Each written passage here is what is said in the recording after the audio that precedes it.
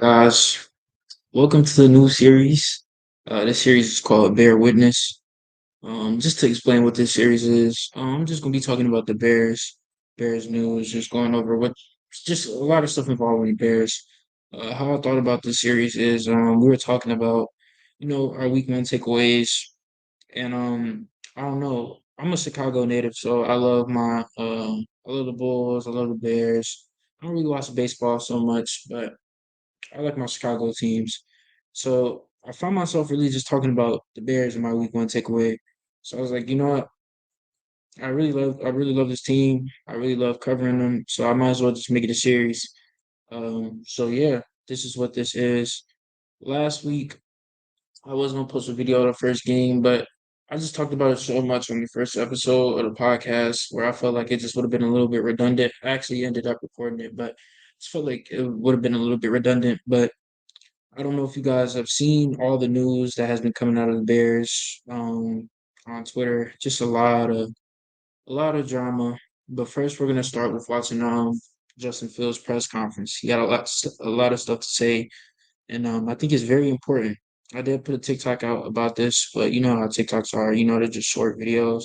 So now I have the opportunity to watch watch what he has to say in depth, and then just give my whole opinion. So let's get it.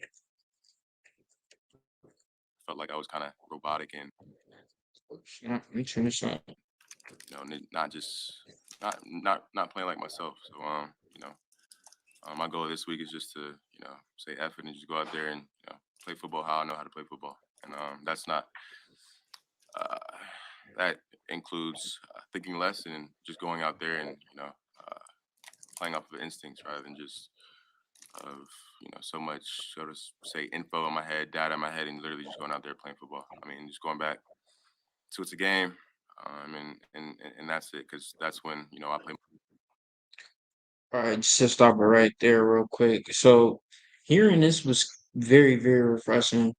It was very obvious that, Justin Fields didn't have any confidence. We normally see him take the ball, scramble out the pocket. Makes if something's not there, if a throw's not there, if a pass isn't there, he's gonna use his legs. And it looked like he wasn't doing that at all. He was holding on the ball for way too long, and that has been a problem. That's been a problem his whole career. So I'm not gonna act like that's a whole confidence thing. That's just something that he's not good at this moment. But he wasn't using his legs at all. There was a play. I'm probably gonna show that a little bit later, but it just didn't look like him.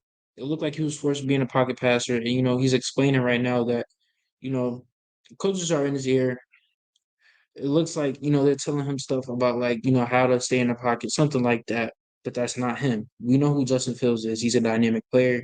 He uses his legs a lot. And that's what we need him to be doing. We need more design runs. If a play's not there, we need him running, making a play with his legs. We don't need him just standing there.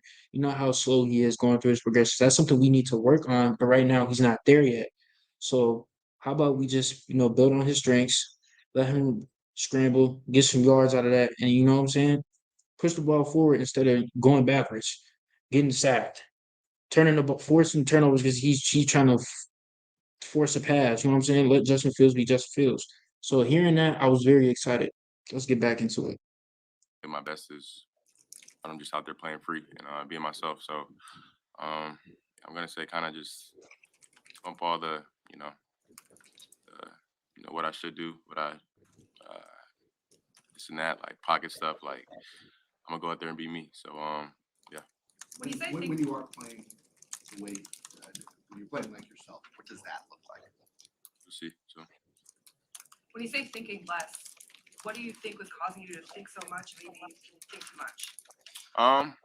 could be coaching, I think, but at the end of the day, it makes it they're doing their job when they're giving me what to look at, stuff like that. But at the end of the day, I you know See, now that's huge. That's huge.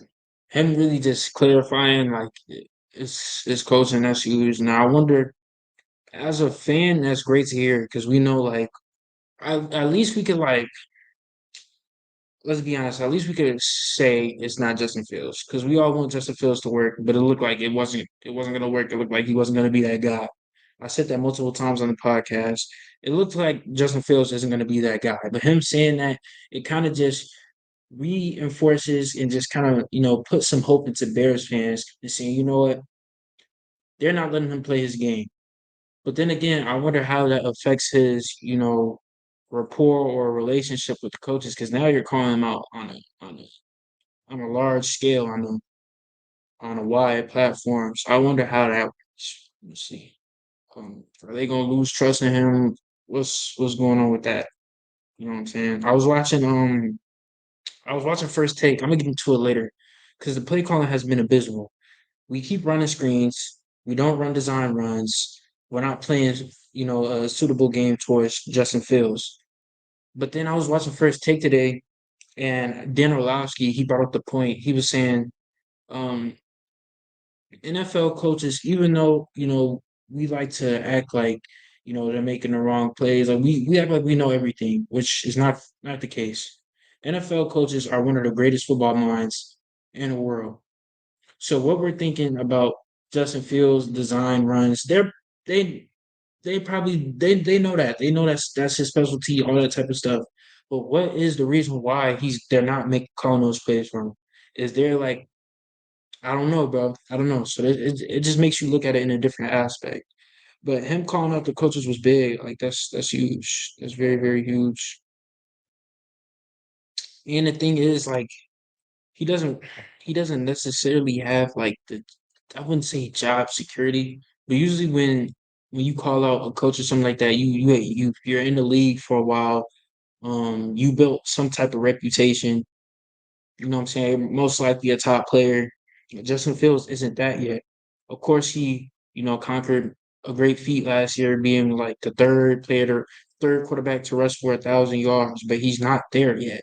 So calling out the coach, calling out the coaching, calling out the play calling, stuff like that, that's huge because as Bears fans, we see that that's a problem. But I wonder how that's going to work in, behind the scenes and all that type of stuff. I imagine it can't be great. Can't be thinking about that when the game comes. I prepare myself throughout the week, and then when the game comes, it's time to play free at that point. So just thinking less and playing more. Hey, Justin, we've heard this before from other athletes. There are just too many like coaching voices in your head at this point that you're trying to process so much. Is that part of what you're saying? I don't think it's too many coaching voices, but I just think when you're fed a lot of information at a point in time, and you're trying to think about that info, like when you're playing, it's like it doesn't let you play like yourself. You're trying to process so much information to where it's like, if I just simplified in my mind, I would have did this. Like I saw a few plays on Sunday to where if I was playing like my old self, like we would have had a positive play. Like there would have been, a few more third down conversions. So I think that's the biggest thing for me is just, playing the game how I know how to play it, how I've been playing it my whole life. So that's what I got to get back to doing. So. There was a few times you felt like you were in rhythm, you liked the Yeah, so that's really like the gist of it. Him just calling out the coaches. Not even calling. I can't really say he was calling out, but as a Bears fan, it gives me a lot of hope. It shows me that this stuff that's going on in his head, he knows what he should be doing. He knows he should be scrambling. He knows he should. They're trying to make him a pocket passer. It's very evident that they're trying to make him a pocket passer. Eberflus, he's a defensive minded coach. I don't know if we can develop a quarterback right now, but I feel like this should be a wake up call to the coaching staff. Let Justin Fields do what he has to do. You know he's dynamic with his legs. He does have the arm talent. He has all of that. But right now, it's not putting the pieces aren't getting put together. Now, I don't want to put all the blame on the coaches. They're a big problem, but the biggest problem is he holds the ball way too long. He doesn't know when to throw it. He's slow with his progressions. It's a lot of stuff that he needs to work on. So, you can blame play call, you can blame the O line, you can blame a whole bunch of stuff, but Justin Fields is the root of the problem. He has to get better. And if he doesn't get better, then we have to look at other options. Now, those other options, because we're not going to be good this year. I don't know if anybody has those standards or still thinks that we could pull out a winning season or 8 and 9. That's not happening. Q on podcast, they thought before the season started that they could be 8-9. Max thought that they could be 8-9. I never thought that. I thought this year was supposed to be a year for the development of Fields. We get a receiver around him. We give him weapons. We give him DJ Moore, Darnell Mooney. He's a good wide receiver too. Claypool, he doesn't. Sometimes he shows up. Sometimes he doesn't. Week 1, he didn't show up at all. He didn't give any effort. He didn't want to block. Game 2, he showed up. He tried. You know what I'm saying? So this year was just going to be the development for Fields. Year 3, let's see what he can do. Right now, it's not looking so good. We get DJ Moore. I think it's the first game we only target him twice. Boom, target him twice, but I think the 2 targets he catches those and he takes it for a first down each time. We don't get him the ball anymore. We call all those screens, but we can't call a screen for DJ Moore. Get him involved. Let's do something. Just get him the ball. We spend our first pick. We give up our first overall pick for DJ Moore, and we don't give him the ball. Let's go into the second game against the Bucks. At first, we start feeding him the ball. It looks like, you know what I'm saying, we have a brain. We feed him the ball, and it's actually working, and then we stop going to it. So I don't know what it's going to be. I don't think the Bears are going to pull out a winning season. I don't think we're going to be 8-9. I don't know how many games we're at most. I think we could win 4 at most. I'm not too excited. The defense doesn't look good. There's a whole bunch of stuff, but let's hop into the next topic. So I talked a little about Justin Fields, and now I want to get into our quarterback issue. I don't think we can develop a quarterback as of right now. Hopefully, things start to look up, but I don't know. As of right now, things aren't looking too good. As a team, we're not going to produce a good record, as I just stated. We're probably going to get a top pick in the draft. And you know the great quarterbacks in this draft: Caleb Williams, Drake May. Um, I really like Shador. I'm not gonna lie, I really like Shador, but I think there's reports saying that he's not going to come out. There's probably other QB prospects that I need to look into, but those are the 2 that could pop up in my mind.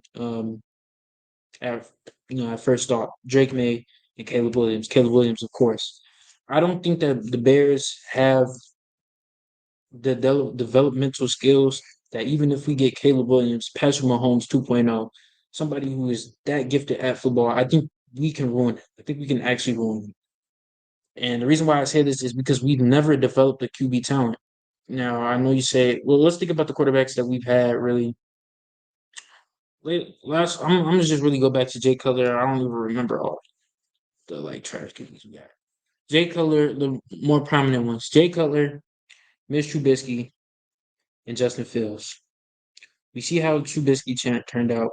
Jay Cutler, he was an amazing talent. He came from the Broncos, all that type of stuff. It was just an attitude problem for him. That's not really the Bears. You can't really put that on the Bears. But let's focus on Mitch and let's focus on Justin Fields. It's just no development. I don't think. Now, what Caleb Williams is doing on the collegiate level is crazy. We see him doing the no look passes. We see him running and throwing the ball on the dot. Like, he's him. He looks like Patrick Mahomes, a better Patrick Mahomes as a college prospect. But I just don't think that the Bears have the tools to develop a quarterback. We don't have the tools. The college game is different from the NFL game. What Justin Fields looked like in college is totally different from what he looks like in the league. Justin Fields, we saw him uh, really be a pocket passer at Ohio State. And that's what happens when you have guys like Chris Olave. That's what happens when you have guys like Garrett Wilson. At the collegiate level, they're getting open every time. You know what I'm saying? What's open in the NFL is a different open in college. What's open in the NFL is is I don't even want to I don't even want to curse anything, but it's butt naked open in college. You know what I'm saying? So it's a total difference. But I do want to. I know I said I'm heading into the next topic, but that's just something that popped up in my mind. I just want to talk about the QBs again. Now let's talk about the dumpster fire of the organization and what's happening with Alan Williams. So Alan Williams, the defensive coordinator of the Bears, has resigned. Now, normally on the pod, we don't really talk about you know instance like this because it's too controversial. We don't really know all the facts as of yet. But if the stuff is true, that is what is coming about Mr. Allen Williams. First off, I don't want to say this harshly, but I wish nothing but the worst for you. I'm not gonna lie to you. I feel like offenses that involve children is up there with stuff like murder. I'm not gonna lie to you. Like that's very disgusting. If this is what is true. But let's stick to the football aspect of it. Actually, no, I'm gonna get back into it because it's actually disgusting. First off, the defense didn't look good anyway. The defense didn't look good anyway. Let's try to get a better defensive coordinator. Let's do something. The defense didn't look good anyway. We look trash. Looks like we have no fight. Who went out? I think who got hurt the other game? I can't even think. But not even the other game. I think it's Eddie Johnson. I think he's still hurt. Um, defense looks terrible. Baker Mayfield is looking like a gold jacket guy against us. There's a whole bunch of stuff. Defense doesn't look good anyway. So losing him is whatever. Defense doesn't look good. But Mr. Allen Williams, bro, I don't know what's going on with the Bears organization. Everything is in shambles. Justin Fields doesn't look good. The coaching is terrible. We're calling screenplays every play, and now we get Mr. Allen Williams resigns because of these allegations. I don't want to say what the allegations are. You can go on Twitter X, they call it now, and see what they're accusing him of. And it's crazy. It's actually funny. Uh, Peanut Tillman actually works for the FBI, and there was a lot of people saying like he like busted him, man. And that's the thing. The crazy thing about that is that's like actually mad believable. Like you see the defense. This is a scenario I came to my mind. You see the defense is struggling. Peanut Tillman calls Alan Williams up, and he's like, let's talk in person about what I think you can do better. Let's look at some film, go over the X's and O's and all that other stuff, and he busts him. Like that would be crazy. I ain't gonna lie, but that's mad believable, especially since he's a part of that FBI. But yeah, I know that's not really like the X's and O's of football and stuff like that, but it's not really too much to cover. I was gonna watch the QB room, plays of Justin Fields and him like throwing the ball, but it's like plays, prominent plays that we've already seen. So I feel like that's just gonna be a little bit redundant. But this was the first episode of Bear Witness.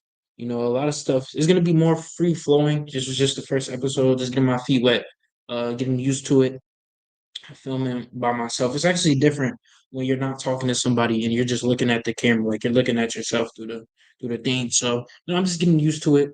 But this is the first witness. This is the first episode of Bear Witness. I'm gonna be having some people on here. I'm gonna have my brother on here occasionally. I'm gonna have Max. I'm gonna have Q. I may have Latif. So we're gonna switch it up. But this is gonna be a great series. I'm happy to get this thing underway. And if you're not following the podcast, go follow those. Go subscribe to the YouTube. Go follow us on Instagram. Go follow us on Twitter. Go follow us on TikTok. We're growing. Um, I think we just put out our 50th episode. So yeah, that's what's up, man. Go follow us. Keep supporting. Share the videos. And I appreciate y'all. We all appreciate you guys. And I'm out. Appreciate it.